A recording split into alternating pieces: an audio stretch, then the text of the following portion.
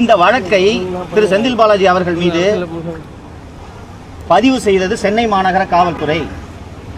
இந்த வழக்கு பதிவு செய்யப்பட்ட ஆண்டு 2015.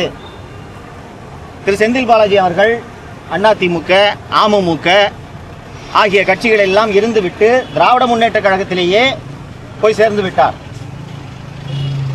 இந்த வழக்கின் விசாரணை 2021 திரு எடப்பாடி பழனிசாமி அவர்களின் ஆட்சி முடியும் தருவாயில் தான் வேகம் பிடிக்கிறது.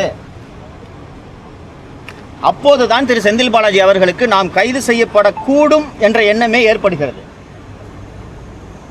திரு செந்தில் பாலாஜி அவர்களும் அவரது தம்பி திரு அசோக் அவர்களும் சென்னை உயர்நீதிமன்றத்தில் முன்ஜாமீன் கேட்டு மனு தாக்கல் செய்கிறார்கள். அப்போது காவல்துறையிடம் இவர்களுக்கு முன்ஜாமீன் வழங்கலாமா வேண்டாமா என்று கேட்டபோது, ஐயா நாங்கள் எல்லா இடத்துலையும் சோதனை பண்ணிட்டோம், ஒரே ஒரு இடத்துல மட்டும் சோதனை பண்ணல. அது எங்கே என்றால் செந்தில் ஆரேபுரத்தில், ராஜா அண்ணாமலைபுரத்தில் இருக்கும் திரு செந்தில் பாலாஜி அவர்களின் வீடு. சரி ஏங்க சோதனை பண்ண, அந்த வீடு பூட்டிருங்க, சாவி எங்கிட்ட இல்லை, அது செந்தில் பாலாஜியோட வீடு, அந்த வீட்டோட சாவியை கொடுக்க சொல்லுங்க, சோதனைக்கு ஒத்துழைப்பு கொடுக்க சொல்லுங்க, அதுக்கப்புறம் முன்ஜாமீன் கொடுக்கறதா இல்லையான்றதை நீதிமன்றம் முடிவு பண்ணுங்கன்னு சொல்லும்போது, மாண்புமிகு நீதியரசர் திரு ஆதிகேசவல் அவர்கள் செந்தில் பாலாஜி தரப்பினரை பார்த்து, அந்த வீட்டோட சாவியை கொடுக்குறீங்களா, 100 CRPC படி உடைச்சு சர்ச் பண்ண சொல்லவா என்று கேட்கும் பொழுது, செந்தில் பாலாஜி தரப்பில் நாங்கள் சாவியை கொடுத்துறோம், எங்களுக்கு முன்ஜாமீன் கொடுங்க என்று கூறுகிறார்.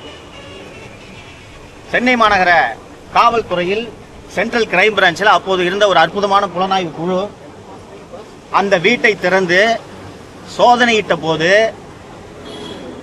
5 மொபைல் போன்கள், 2 ஹார்ட் டிஸ்குகள், 5 பென்டிரைவ்கள் கைப்பற்றப்படுகின்றன. அந்த ஹார்ட் டிஸ்குகளில் கிட்டத்தட்ட 8000 நியமனங்கள், 8000 நியமனங்களும் பணத்தை வாங்கி கொண்டு செய்த நியமனங்கள், 8000 நியமனங்களை செய்ததற்கான தடயங்கள் அந்த ஹார்ட் டிஸ்கில் இருந்தது. அந்த பென்டிரைவ்ல